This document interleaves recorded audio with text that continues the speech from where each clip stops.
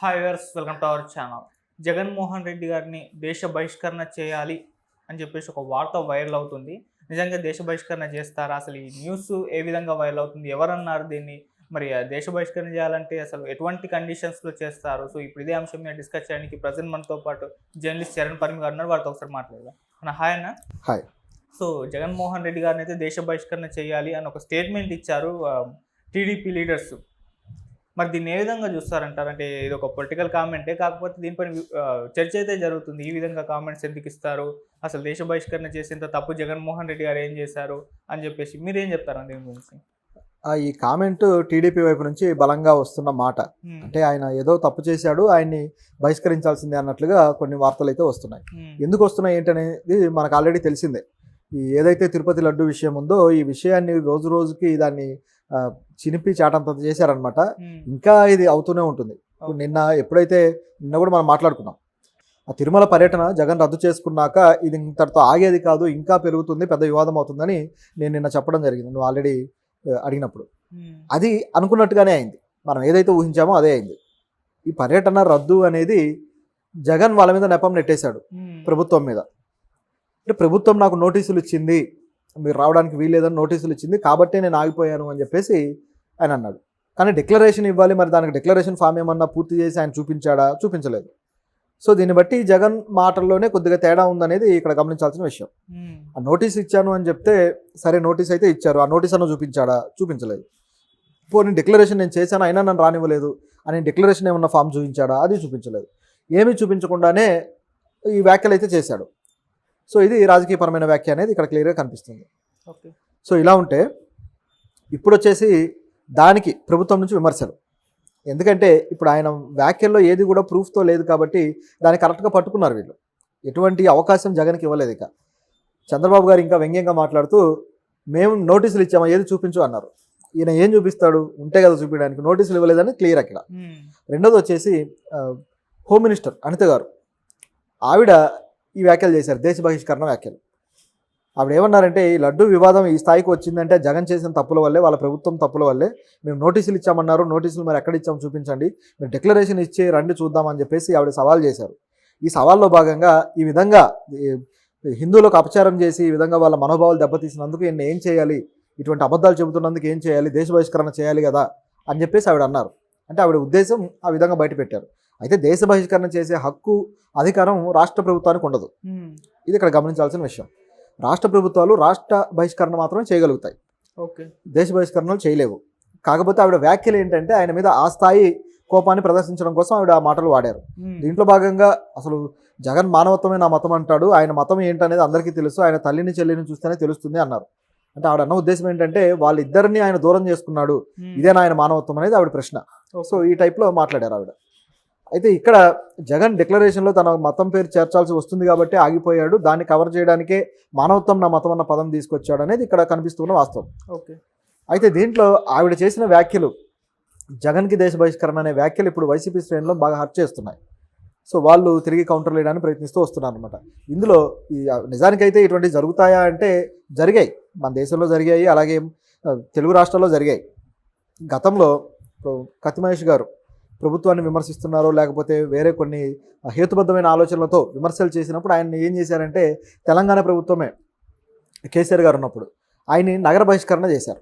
నగర బహిష్కరణ చేసి ఏం చేశారు, నగర బహిష్కరణ కూడా రాష్ట్ర బహిష్కరణలాగా తయారైంది. అది తీసుకెళ్లి విజయవాడలో వదిలిపెట్టారు. మీరు మళ్ళీ ఆ బహిష్కరణ అయిపోయేంత వరకు రావద్దు అని చెప్పేసి 100 రోజులో 110 రోజులో బహిష్కరించడం జరిగింది. ఆ తర్వాత ఆయన మళ్ళీ ఇక్కడికి అడుగుపెట్టాడు, హైదరాబాద్కి, కత్తి మహేష్ గారు. అంటే ప్రభుత్వాలు ప్రశ్నల్ని తట్టుకోలేక అసలు భరించలేని పరిస్థితికి వచ్చిన పరిస్థితుల్లో ఇలాంటివి చేస్తుంటారు. ఇది గమనించాల్సిన విషయం. అంటే ఆ కేసులో అయితే అదే జరిగింది. ఓకే.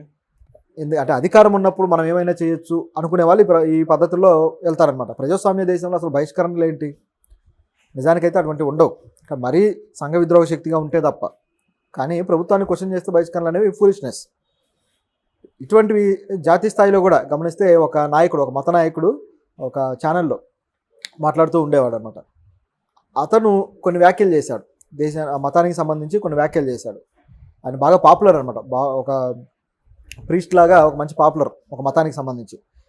వ్యాఖ్యలు చేసిన తర్వాత పోలీసులు కేసులు నమోదు చేస్తే అతను ఇండియా నుంచి వెళ్ళిపోయి బంగ్లాదేశ్ అలాగే టర్కీ ఇటువంటి కంట్రీస్లో తలదాచుకున్నాడు. ఇప్పటికీ కూడా తిరిగి రాలేదు. వస్తే అతను అరెస్ట్ చేస్తారని. ఇది ఒక రకమైన తనకు తాను విధించుకున్న బహిష్కరణ లాంటిది. ఓకే. ఇటువంటి సంఘటనలు మన దేశంలో చాలానే ఉన్నాయి.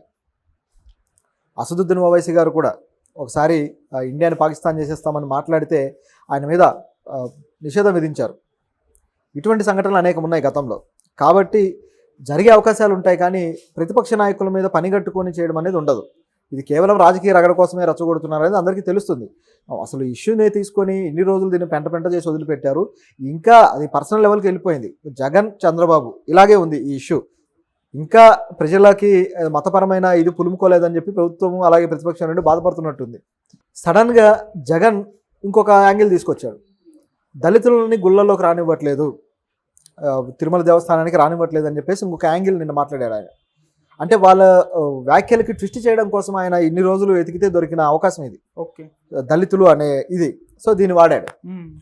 ఇలా వాడేసరికి మళ్ళీ దీన్ని దళితులకు చుట్టుకుంటే ఇది వేరే వివాదంగా మారుతుందని చెప్పి చంద్రబాబు గారు వెంటనే జాగ్రత్త పడి ఈరోజు ప్రెస్ మీట్లో ఆయన అంటున్నారు, ఎందుకు మధ్యలో దళితులను తీసుకొస్తున్నావు, దళితులకి ఎందులో ప్రవేశం లేదని ఎవరన్నారు, అనేక మంది దళితులు వస్తున్నారు కదా అని చెప్పేసి మరోవైపు ఆయన మాట్లాడడం జరిగింది.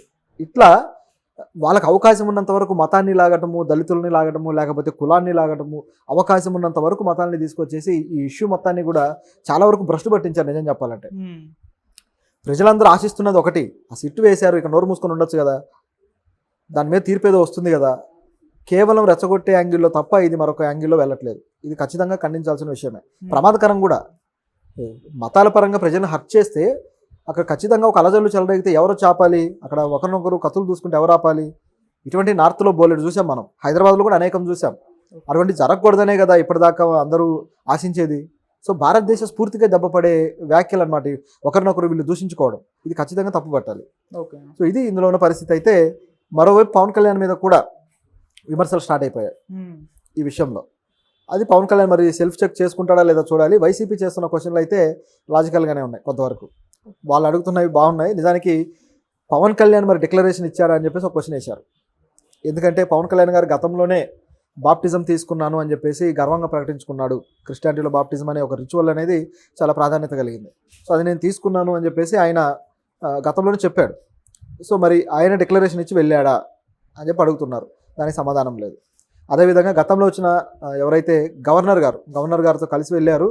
సో గవర్నర్ మోదీ గారు వెళ్ళినప్పుడు అబ్దుల్ నజీర్ అనుకుంటా, ఆయనతోటి డిక్లరేషన్ ఇప్పించారా? దాంతోపాటు అబ్దుల్ కలాం గారు వెళ్ళారు, ఆయనతోటి ఇప్పించారా? సో వీళ్ళందరితో ఇప్పించకుండా సడన్గా ఇప్పుడు జగన్ మాత్రమే ఎందుకు డిక్లరేషన్ ఇవ్వాలి అనేది వీళ్ళు చేస్తున్న ప్రశ్న. సరే, రూల్ అనేది ఒకటి ఉంది, అప్పుడు అమలు పరచలేదు, వాళ్ళు అధికారంలో ఉన్నారు కాబట్టి, ఈయన అధికారంలో లేడు కాబట్టి అమలు పరుస్తున్నారు. అమలు పరిచే రూల్ విషయంలో సమస్య ఏంటి? మీరు పాటించవచ్చు కదా, రూల్ ఈజ్ రూల్. సో పాటించడం తప్పేం లేదు. ఇలా అయితే దీంట్లో పవన్ కళ్యాణ్ మీద వచ్చిన క్వశ్చన్ బాగా ఆసక్తికరంగా ఉంది. అదేంటంటే ఇదే ఆయన మతానికి సంబంధించి, ఆయన వైఫ్కి సంబంధించి ఆ క్రిస్టియానిటీ అని చెప్పేసి అది తీసుకొచ్చారు. ఇదంతా కూడా ఒక యాంగిల్. అయితే మనం గమనిస్తే ఇంకోటి కూడా ఉంది. సనాతన ధర్మానికి నేను ప్రతినిధిని, లేకపోతే మేము ధర్మాన్ని కాపాడుకుంటాం, ధర్మం కోసం చచ్చిపోతానన్న పవన్ కళ్యాణ్ గారు ఆయన రెండో కొడుకు పెట్టిన పేరు, ఆ పేరు అనేది మీరు చూడండి ఒకసారి, మార్క్ శంకర్ పవనోవిచ్. చూస్తే వీళ్ళ మొత్తం అందరి పేర్లు చూస్తే నాకు ఆశ్చర్యంగా అనిపించింది. అఖిలానందన్ వచ్చేసి ఒక జపనీస్ డైరెక్టర్ పేరు నుంచి తీసుకొని పెట్టాడు, అది ఓకే, ఆయన అభిమానం. అకిరా కురోసావా పేరు నుంచి పెట్టాడు. అలాగే ఈ ఎవరైతే ఈ రష్యన్ వైఫ్కి కలిగారో అన్నా లెజ్నోవా గారికి, ఈ పిల్లలిద్దరికీ కూడా పెట్టిన పేర్లు పోలినా ఒకటి, రెండోది వచ్చేసి మార్క్ శంకర్ పవనోవిచ్. ఈ పేర్లను గమనిస్తే ఆయన సనాతన ధర్మం ఏంటనేది అర్థమవుద్ది. ఇక్కడ మార్క్ అనే పేరే క్రిస్టియానిటీకి సంబంధించిన పేరు. నిజానికి బైబిల్ చాప్టర్స్ రాసిన వాళ్ళు ఆయన కూడా ఒకరు. సో ఈ పేరును మరి కొడుకు ఎందుకు పెట్టారు? వాళ్ళు చర్చికి వెళ్తారు, అది కూడా తెలుసు. మరి ఏది ఆయన సనాతన ధర్మం? ఆయన పెట్టిన పేరే కదా, తనకై తన పేరు పెట్టుకోడుగా.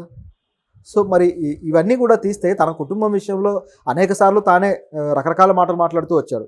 కాసేపేమో ధర్మాన్ని పాటించామంటారు, కాసేపేమో పాటించలేదు, కులాలు కాదు మతాలు కాదు అంటాడు, కాసేపేమో రాజకీయ నాయకులు ఈ మతాలను రెచ్చగొడుతూ వస్తున్నారంటాడు. ఇట్లా రకరకాలుగా ఆయనే మాట్లాడతాడు. చివరికి చూస్తే తన కుటుంబంలోనే ఈ విధంగా ఉంది.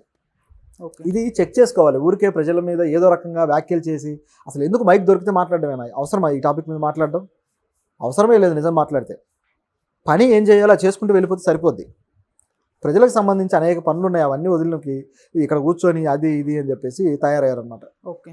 ఈ టాపిక్